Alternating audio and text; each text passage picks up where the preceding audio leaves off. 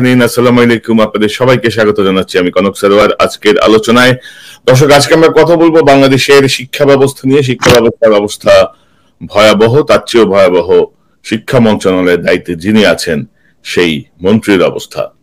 শিক্ষামন্ত্রীর বিরুদ্ধে ইতিমধ্যে, শিক্ষামন্ত্রী এবং তার আত্মীয় স্বজনের বিরুদ্ধে ইতিমধ্যে সরকারের বেশ কয়েকশো কোটি টাকা হাতিয়ে নেয়ার চেষ্টার অভিযোগ করেছেন স্বয়ং শিক্ষামন্ত্রীর জেলা প্রশাসক।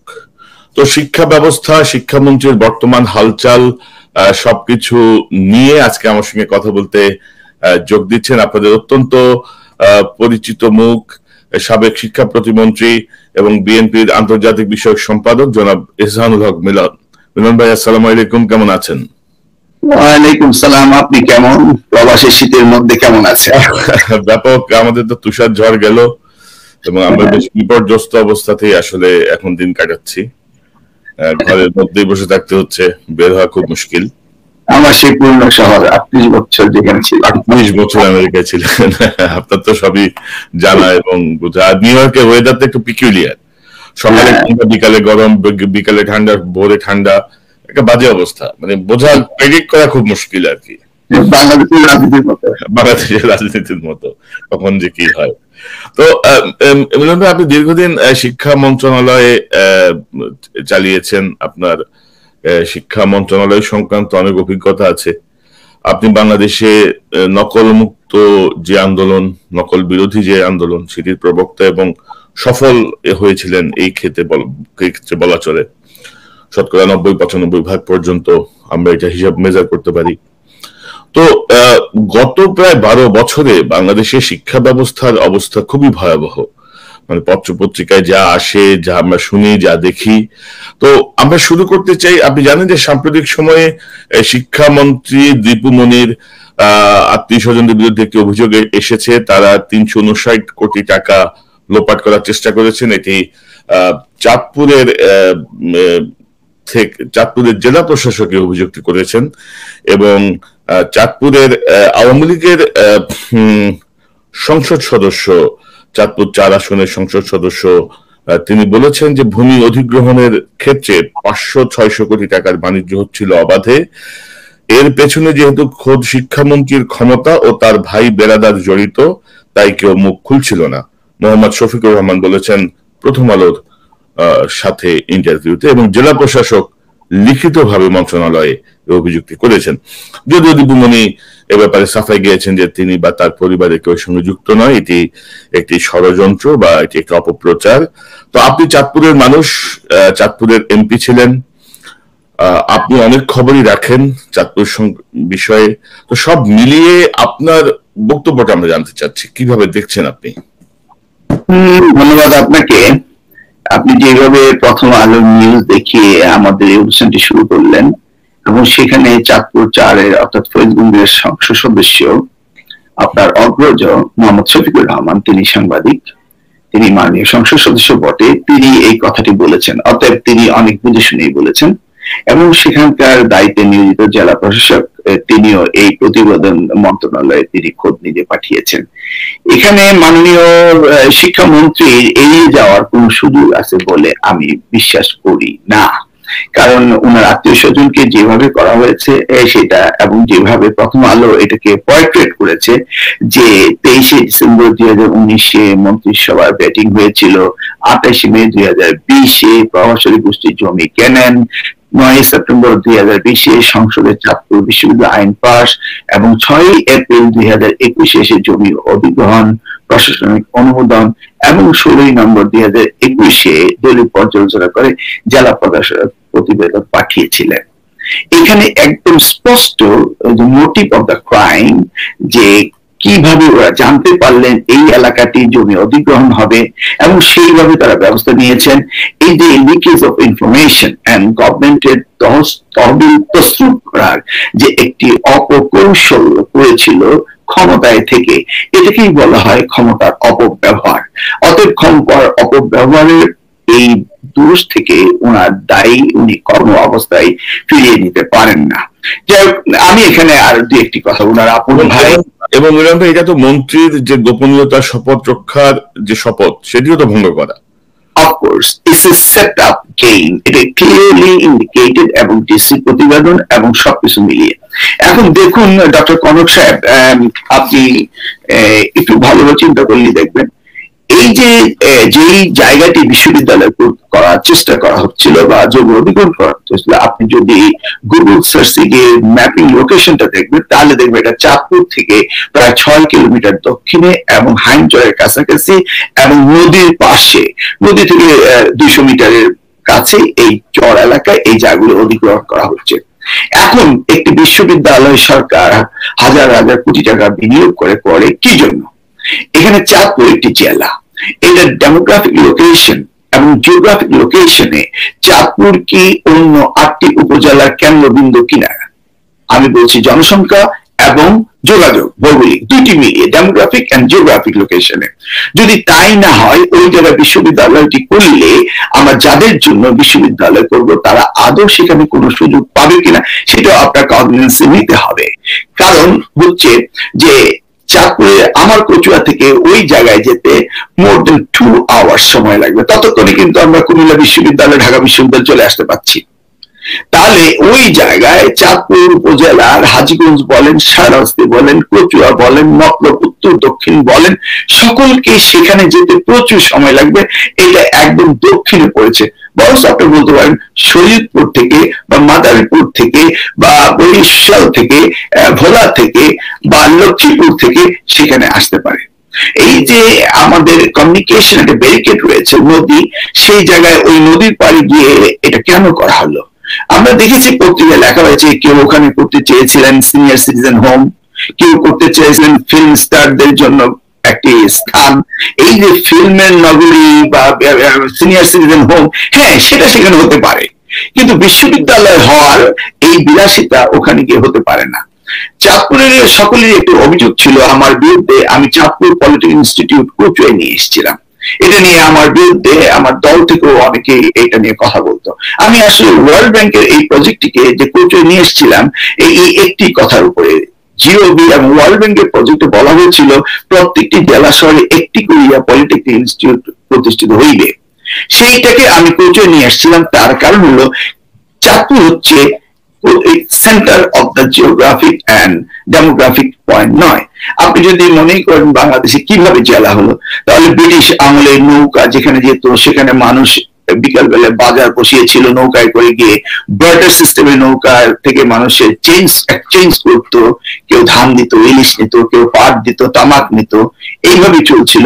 সেই সময় যখন কয়েন সিস্টেম আসা শুরু করলো তখন কয়েন কালেকশন করা হলো, ওখানকার চৌকিদার রাখা হবে, মেনটেন করা হবে, সেই কারণে এখানে ট্রেজারি হলো, তহসিলদার অফিস হলো। সেইভাবে চাঁদপুর একটি মহকুমা থেকে একটি ডিস্ট্রিক্ট হলো যখন 64টি মহকুমাকে ডিস্ট্রিক্ট হিসেবে ডিক্লেয়ার দেওয়া হয়েছে তখন। কিন্তু এটা কোনো প্ল্যান ওয়াইজ কোনো ডিস্ট্রিক্ট না, এটা আপনাকে বুঝতে হবে। তাহলে এই যে আজকে মাননীয় শিক্ষামন্ত্রী আনপ্ল্যান্ড একটি ইউনিভার্সিটিকে একদম চাঁদপুরের সাউথে নিয়ে শরীয়তপুর মাদারপুরের কাছে নদীর পাশে এসে করছে, এটাও আমি মনে করি সরকারের অদক্ষতার প্রমাণ এবং স্বজনপ্রীতি, আত্মীয়করণ এবং নিজেদেরকে সুবিধা করার জন্য ওই জায়গাটি দিয়েছে। আপনি যদি এটা, আপনি কি মনে করেন কোন জায়গাটায় হলে পারফেক্ট প্লেস হতে বলে আপনি মনে করেন? আপনি ভৌগোলিক অবস্থানগুলো দেখেন তাহলে আপনি টুয়ার্ডস ইস্টে আসতে হবে। আপনি বলেন বাকিলা, যেখানে আমাদের যুব উন্নয়নের ট্রেনিং সেন্টার হয়েছে, সেদিকে আসতে হবে। আরেকটা জিনিস আপনি খুব লক্ষ্য করতে হবে, আমাদের দেশে নদী শাসন করাটা কিন্তু আমাদের পক্ষে খুব কঠিন হয়ে দাঁড়িয়েছে। অতএব নদীর গতিবিধি কখনো আপনি লক্ষ্য করতে পারবেন না। এই যে নদীর গতিবিধি এই চাঁদপুরের যে মূল হেডটা, it is a floating raft, এর নিচে 230 ফিট গভীর, ওই মিটার গভীর ওই জায়গাটাই।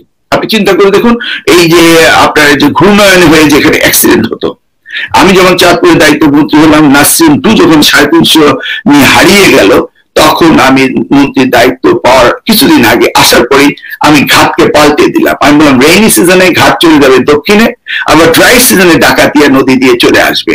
কারণ ওই যে ঘূর্ণায়নটা হয়, সার্কেলটা হয়, পানিটা ঢাকা থেকে পানি এসে পদ্মা, একটা বিশাল ব্যাপার।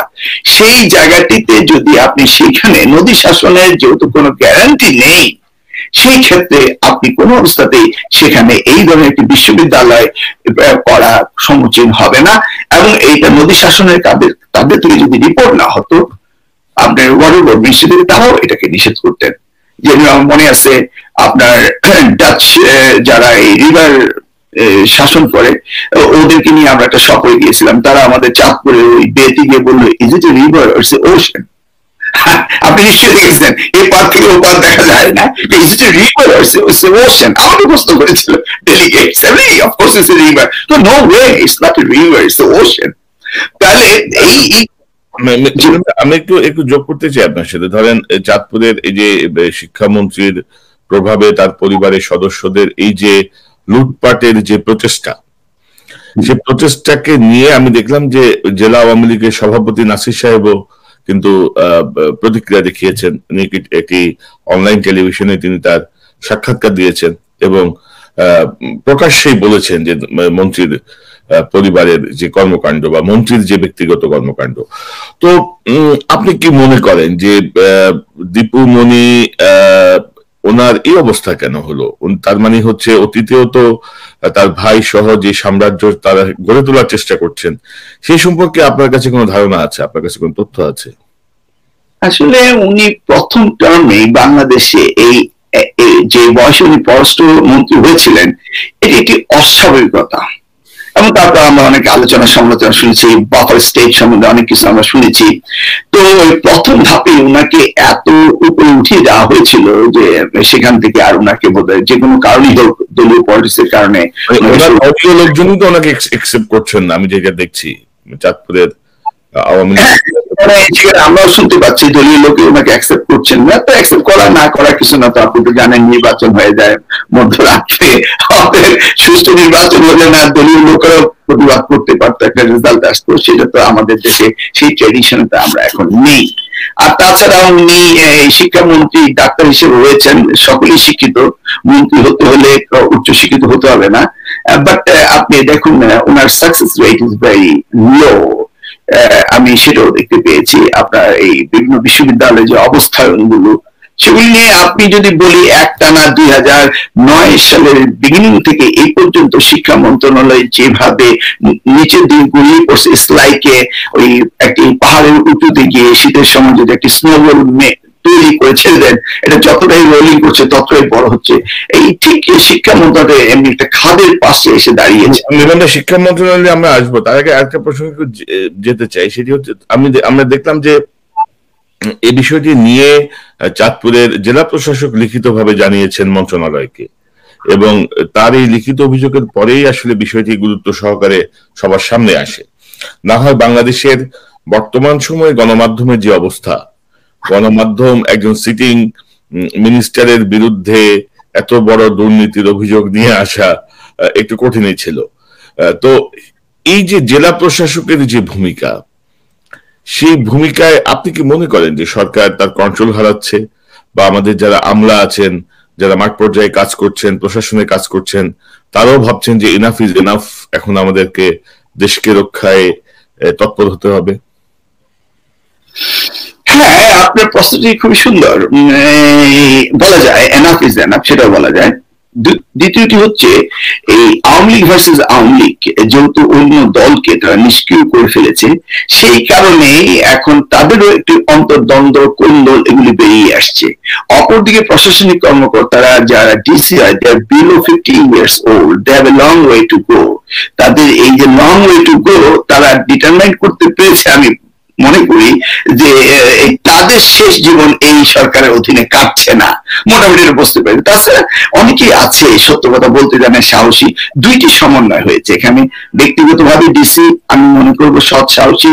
দ্বিতীয়ত হচ্ছে তার দৃষ্টিতে দেখতে পাচ্ছে তার end of this job is not with this party. তৃতীয় হচ্ছে আওয়ামী লীগের দলীয় অন্তর্দ্বন্দ্ব কোন্দল এমন একটি জায়গায় গিয়েছে, তার কোনো ব্যতিক্রম তো হতেই পারে না, যেহেতু ইউপি নির্বাচন থেকে শুরু করে আওয়ামী লীগ ভার্সেস আওয়ামী লীগ, অতএব তাদের মধ্যে তো যুদ্ধটা হবে। এটা বুমেরাং হওয়ার সম্ভাবনা রয়েছে, এবং আপনি ঠিকই ধরেছেন, that could B a reason, reasonable reason.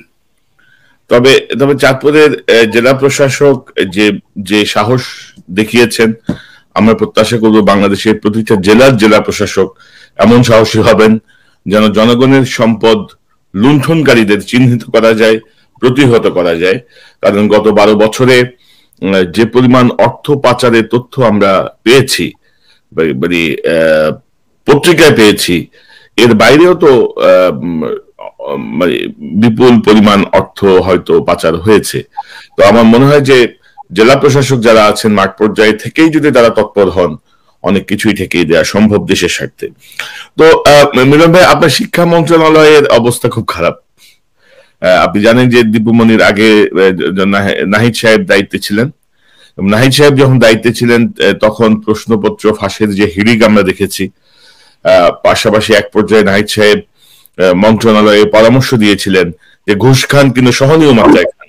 তিনি বলছিলেন যে আপনারা ঘুষ তো খাবেনই, কিন্তু বেশি অত্যাচার করবেন না, একটু সহনীয় মাত্রায় ঘুষ খাবেন, তাহলে হয়তো, অর্থাৎ বোঝাই যায় না একজন মন্ত্রী যখন বলেন যে ঘুষ খান সহনীয় মাত্রায় খান, যে কি পর্যায়ে দুর্নীতি এবং ঘুষের বিষয়টি গিয়েছিল। তো তিনি একরকম ব্যর্থতার দায় নিয়েই তাকে বিদায় হতে হয়েছে, প্রশ্নপত্র ফাঁস এবং সবকিছু। পরবর্তীতে এসছেন দীপুমনি। দীপুমনির যে ভূমিকা, শিক্ষা মন্ত্রণালয়ের যে অবস্থা এবং করোনার অজুহাতে এইভাবে মাসের পর মাস যে বন্ধ করে রাখা, অটো পাস, সবকিছু মিলিয়ে এই মন্ত্রণালয়ের সাবেক প্রতিমন্ত্রী হিসেবে আপনার পর্যবেক্ষণটুকু জানতে চাই। প্রথমত আমরা নাহিদ নজরুল সাহেবের ব্যাপারে যদি বলি, যেভাবে আপনার প্রশ্নপত্র ফাঁস হয়েছিল, তো ছোট্ট করে যদি বলি, ধরুন নাহিদ সাহেবের প্রচুর বয়স হয়েছে, তিনি হাসপাতালে গিয়েছেন অ্যাম্বুলেন্সে করে, এবং তিনি মৃত্যুর পথযাত্রী, এমন একটি সংকটময় অবস্থায় যখন তিনি হাসপাতালে উপস্থিত হলেন, তখন ডাক্তার বাবুরা এসে দেখলেন যে এটা তো তাদের শিক্ষামন্ত্রী নাহিদ সাহেব, এবং তারা তো নকল করে পাশ করে আসছে। এটা একটা গল্প বলছি আর কি। তো তখন তারা চিন্তা করলো উনাকে তো বিনা ট্রিটমেন্টে মরতে যাওয়া যেতে পারে না, কারণ তার কারণে ডাক্তার হয়েছি, তার কারণে চাকরি করছি, তার কারণে ভালো পরিবারে বিয়ে করেছি, ভালো অবস্থান হয়েছে সমাজে, সব মিলিয়ে যার কারণ হয়েছে তাকে তো বিনা চিকিৎসা মরতে দেওয়া যায় না। তখন তারা সকলেই করলো কি, ওই হসপিটালে বই খুলে পড়াশোনা শুরু করে দিল।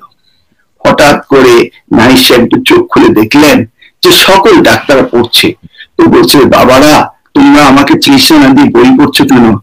তো বললো যে দেখুন, আপনি আমাদের যে উপকার করেছেন, আপনাকে তো বিনা কারণে মরতে দেওয়া যেতে পারে না। আমরা তো না পড়েই ডাক্তার হয়েছি, একটু পড়ি, আপনার চিকিৎসা যদি আমরা সঠিকভাবে না দিই, আল্লাহ রাব্বুল আলামিনের কাছে আমরা দায়ী থাকবো, সেজন্য আমরা পড়ে পরীক্ষা আপনার ট্রিটমেন্ট দেবো। এটা উনি একটা করলাম আর কি আপনার সাথে।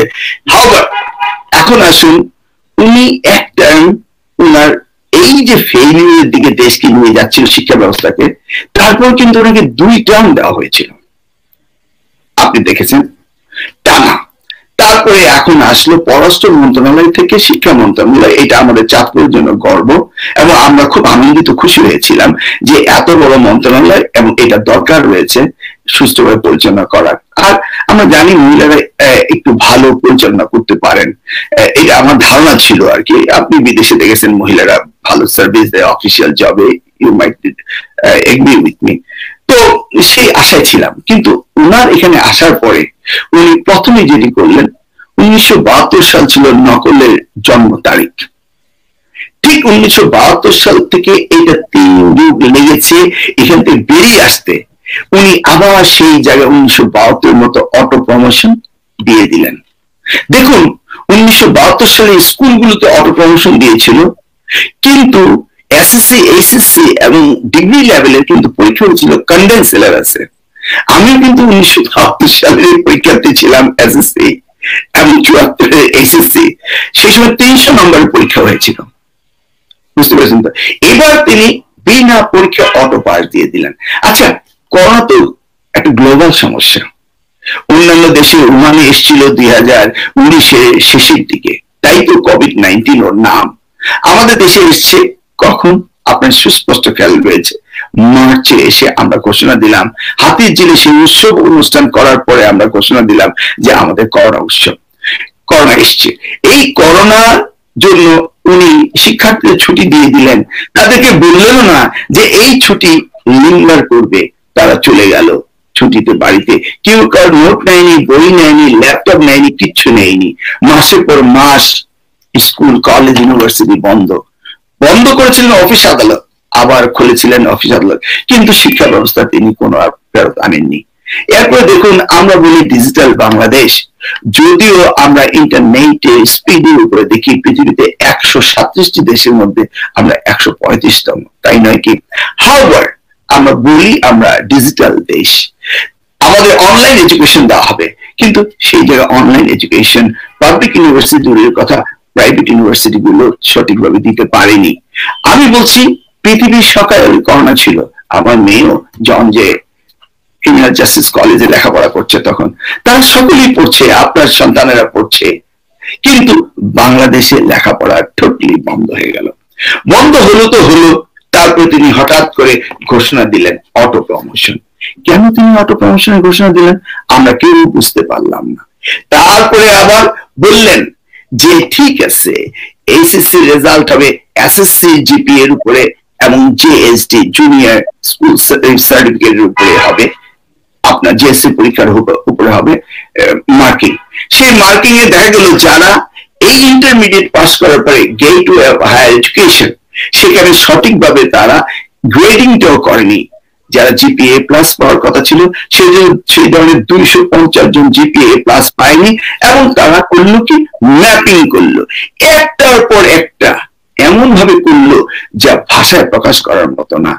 এই যে আমাদের দেশে শিক্ষার্থীরা বাইরে যাবে এই ইন্টারমিডিয়েট পড়ে, তাদেরকে আমাদের বাইরে যাওয়ার সুযোগ থেকে বঞ্চিত করলো অটো প্রমোশন দিয়ে। সেখানে শেষ হয়নি, তারপরে ব্যাচ গুলোকে উনি যখন একটি সাময়িক পরীক্ষার কথা বললেন, তখন তিনি সেখানে ছোট্ট করে বললেন ইলেকটিভ সাবজেক্ট গুলোতে পরীক্ষা দিতে হবে।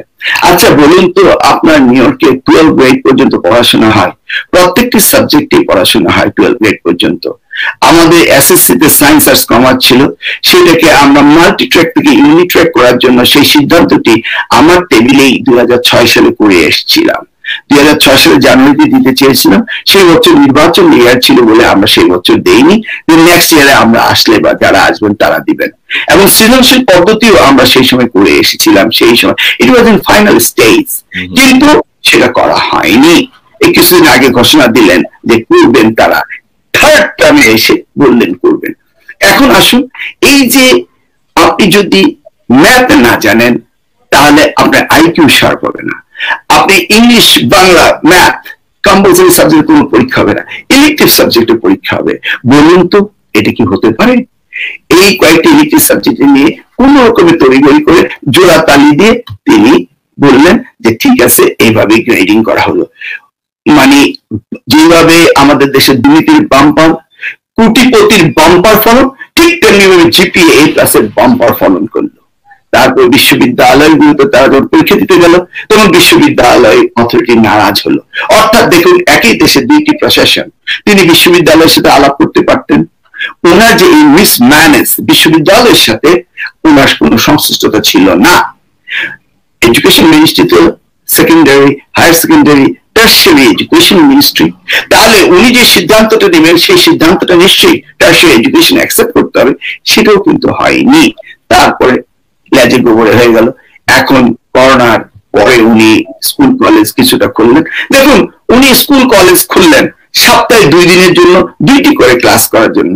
তার মানে উনি যে 2 দিন আপনার ছেলে মেয়ে স্কুলে যাবে, সেই 2 দিন করোনা পালিয়ে থাকবে, বাকি সব দিন করোনা ঘুরে বেড়াবে। আপনি স্কুলে পাঠিয়েছেন, তাহলে আপনি পুরোপুরি ক্লাস করার সুযোগ দেন, কিন্তু সেই সুযোগটিও দিলেন না। উনি 2 দিন 2টি ক্লাস করে করতে হবে। এই যে সিদ্ধান্তহীনতা, যেটা আপনার এই সেকেন্ডারি এন্ড হায়ার সেকেন্ডারি লেভেলে করেছে, এটা আমাদের শিক্ষা ক্ষেত্রে একটা বিশাল ধস নেমেছে। অবশ্য উপকৃত হয়েছে অনেকেই, যেমন পার্শ্ববর্তী দেশ, তারা education hub, Malaysia education hub, আমাদের সে ফরেন ইমিগ্রেন্ট সেখানে চলে যাবে, বড়লোকের সন্তানরা সেখানে লেখাপড়া করবে। অর্থাৎ যারা লেখাপড়া করার তারা কিন্তু করবে। দেখুন, আপনার মনে আছে কিনা, ট্রাম্প ঘোষণা দিয়েছিল অনলাইন এডুকেশন যেহেতু সাকসেসফুল হচ্ছে, তাহলে আমাদের দেশে স্টুডেন্ট ভিসা কমিয়ে দাও, তারা ওখান থেকে অনলাইনে পড়ুক, মনে আছে? এবং ইন্ডিয়া 150,000 ভিসা তারা ইস্যু করেনি, সেই জন্য that was mostly logical statement উনি দিয়েছে। যদি লেখাপড়া অনলাইনে হয় তাহলে আসার দরকার কি, why we take extra burden. এবং জনাব দেশানুর হক মিলন, পৃথিবীর কোন দেশেই অটোপাস দেওয়া হয়নি, পৃথিবীর কোন দেশেই অটোপাস দেওয়া হয়নি। যত ভয়াবহ অবস্থায় হোক, অনলাইনে হোক অফলাইনে হোক, যে কোনো ভাবে হোক, মূল্যায়ন করে তাদেরকে প্রমোটেড করা হয়েছে। এবং আমাদের যে সিদ্ধান্তহীনতার যে ব্যাপার, আমাদের যে ডিসিশন মেকিং এর যে ঘাটতি, সেটি এবার খুব প্রকট হয়ে দেখা দিয়েছিল। পাশাপাশি নাহিদ সাহেবের আমল থেকে কিন্তু এসএসসি এইচএসসি তে পাশ করিয়ে দেওয়ার একটি গোপন আদেশ আছে, করানো যাবে না, পাশ করিয়ে দাও, এটা নিয়ে আলোচনা হয়েছে। আমরা তো ভুলে যাই সবকিছু, মানে একটার পর একটা ইস্যু আসে, আমরা একটার পর একটা ইস্যু ভুলে যাই। তো এই যে প্রশ্নপত্র ফাঁস, এই যে হঠাৎ করে বেড়ে গেল, এই যে পাশ করিয়ে দেওয়ার যে গোপন বিধিমালা, যে সবাইকে পাশ করাই দিতে হবে, জিপিএ প্লাস বাড়াতে হবে, কিভাবে দেখেন আপনি, কি মনে করেন সার্বিক বিষয়গুলো? আসলে সবকিছু তো পলিটিক্স। এই বাংলাদেশ আমরা উন্নত দেশের মধ্যমায়ের দিকে যাচ্ছি, পৃথিবীতে আমাদের একটা বিরাট বড় উন্নয়নের দিকে আমরা এগিয়ে যাচ্ছি। সেই জায়গাতে আমাদের তো রক্তের বন্ধু রয়েছে, আমাদের অর্থের বন্ধু রয়েছে। অনেকে হয়তো আমাদের এই বিষয়গুলিকে সঠিকভাবে নিতে পারেননি। তাহলে একটি দেশকে যদি ধ্বংস করতে হয় তাহলে কোথায় যেতে হবে? একটি জায়গায়, সেটি হলো শিক্ষা। ওই সাউথ আফ্রিকার ইউনিভার্সিটির ধারে সুন্দরভাবে লেখা রয়েছে, একটি জাতিকে ধ্বংস করতে কোনো নিউক্লিয়ার বম ফেলতে হয় না, তাদের শিক্ষা ব্যবস্থাকে ধ্বংস করে দাও, তাহলেই হবে। আমি মনে করি আমাদের দেশের শিক্ষা ব্যবস্থা ধ্বংস করার জন্য, তা নাহলে করোনার সময় এশিয়ার একটি মাত্র দেশ বাংলাদেশ যে দেশের শিক্ষার চাকা ঘুরেনি। আর আপনার সাউথ আমেরিকা এবং আফ্রিকা মিলিয়ে সাউথ আমেরিকার 5টি দেশ আর আফ্রিকার 9টি দেশ, এই টোটাল 15টি দেশের শিক্ষার চাকা ঘুরেনি। আমাদের দেশে এই একটি মাত্র দেশ এশিয়ার বাংলাদেশ। আপনি চিন্তা করতে পারেন কি জন্য আমরা কোন দিকে ধাবিত হচ্ছি? অতএব কোন পথে বাংলাদেশ, এই প্রশ্নের উত্তর হলো শিক্ষাকে দিয়ে আপনি বুঝতে পারেন কোন দিকে আমরা এগোচ্ছি। এই যে ভেরি রিসেন্ট যে ঘটনাগুলো বিশ্ববিদ্যালয়ে ঘটলো, আপনি দেখুন শাহজালাল বিশ্ববিদ্যালয়। আচ্ছা, আমি যদি আপনাকে জিজ্ঞেস করি, আপনি doctor Kanak Sarwar, media specialist, আপনি ঢাকায় যে প্রোগ্রামগুলো করতেন 21 টিভিতে, আমরা দেখতাম, ইন্টারেস্টিং প্রোগ্রাম ছিল। আপনি মাঠের জনগণের রিপোর্টিংটা করতেন, তাদের প্রতিক্রিয়া আপনি নিতেন, এবং আমরা দেখেছি যাদের প্রতিক্রিয়া নিতেন এটা কিন্তু আপনি স্টেজ করতেন না, হঠাৎ করে আপনি ঝটিকার মতো গিয়ে তাদের মতামত গুলো নিতেন, আমরা দেখেছি। এই যে আমাদের দেশে ইউ আর নট ইনডিসপেন্সিবল, আপনি ছাড়া কি সাংবাদিক চলবে না? বলুন, মানে ডক্টর কনক স্যারকে থাকতে হবে এমন তো কোনো কথা নেই। তারপরে এই Shahjalal university VC professor Farid সাহেবকে থাকতেই হবে, মানে তাকে কি ইনডিসপেন্সিবল করা যাবে না? আর কি কোনো ভিসি হবে না বাংলাদেশে? দেখুন, তাকে এক টার্ম রেখেছে, দ্বিতীয় টার্মে এসে তিনি এখন যে লেজিগুলো করেছেন, কিন্তু ওনাকে বাদ দেওয়া যাবে না। কেন বাদ দেওয়া যাবে না? এবার আসুন উনি কি কি করেছেন। উনি ওই জায়গায় 2200 কোটি টাকার উন্নয়ন প্রকল্প চলছে। আমি ডয়েস ভ্যালিতে একটা ইন্টারভিউ একজন শিক্ষককে দিয়েছিল, শুনেছি। এই 2200 কোটি টাকার যে ডেভেলপমেন্ট প্রজেক্ট, এটা সম্পূর্ণ উনি নিয়ন্ত্রণ করছেন। আপনি জানেন জাহাঙ্গীরনগর ইউনিভার্সিটিতে এই ডেভেলপমেন্ট প্রজেক্টের টাকা ভাগাভাগি সেক্রেটারিকে বৈশাখ করা হলো। তো জাহাঙ্গীরনগর ভিসির একটা হাইলি কানেকশন ছিল, তিনি এটা হ্যান্ডেল করেছেন। এই ভিসি তিনি যাবেনই না, তিনি সাউন্ড গ্রেনেড হতে শুরু করে পুলিশ এবং ওই যে হেলমেট বাহিনী, অর্থাৎ বিশ্ববিদ্যালয়ের যে রক্ষী বাহিনীর মতো নিরাপত্তা লীগ তৈরি করেছে, তাদেরকে দিয়েও ছাত্রীদের পিটিয়েছেন। করেননি এমন কাজ নেই। এতটা অসুস্থ হয়ে গেল যে তারা মৃত্যুর শরণাপন্ন, হাসপাতালে গিয়েছে, কিন্তু আমাদের মাননীয় শিক্ষামন্ত্রী তিনি তাদের দেখতেও যাননি। তিনি তাদের সাথে জুম আলোচনা বললেন, তোমরা ঢাকায় আসো। আপনি জানেন যে বাংলাদেশের কোন বিশ্ববিদ্যালয়গুলোতে স্টুডেন্টস ইউনিয়ন নেই। তো স্টুডেন্টস ইউনিয়ন যদি না থাকে তাহলে বার্গেনিং পয়েন্টে কে যাবে? লিডার কে? যদিও এর আগে একটা স্টুডেন্টস ইউনিয়ন ডাকসুতে ছিল, আপনি দেখেছেন ডাকসুর সব ভিপি নূরকে কিভাবে বেদর পিটিয়েছে তার ডাকসু ভবনে, এই যে কলঙ্কিত অধ্যায় ঢাকা বিশ্ববিদ্যালয়ের ডাকসু ভবনে, যেটা ছিল আমাদের এই বাংলাদেশের স্বাধীনতার জন্য যে ঢাকা বিশ্ববিদ্যালয় যে ডাকসু ঐতিহাসিক, তো সেখানে তাও নেই। তো উনি কি যেতে পারতেন না? উনি তো যেতে পারতেন সিলেটে, উনি বললেন তোমরা ঢাকায় আসো। আমার সুস্পষ্ট মনে রয়েছে, আমি দুইটি ঘটনা বলছি। একটি হচ্ছে আমাদের 2001 গভর্নমেন্ট ফর্ম করার পর ঢাকা বিশ্ববিদ্যালয়ের ভিসি ডক্টর আনোয়ার চৌধুরীকে অ্যাপয়েন্টমেন্ট দেওয়ার পরপরই শামসুন নাহার হলে একটি ঘটনা ঘটেছিল। যখন ছাত্র আন্দোলন করেছিল, আমার সুস্পষ্ট মনে রয়েছে এই পুলিশ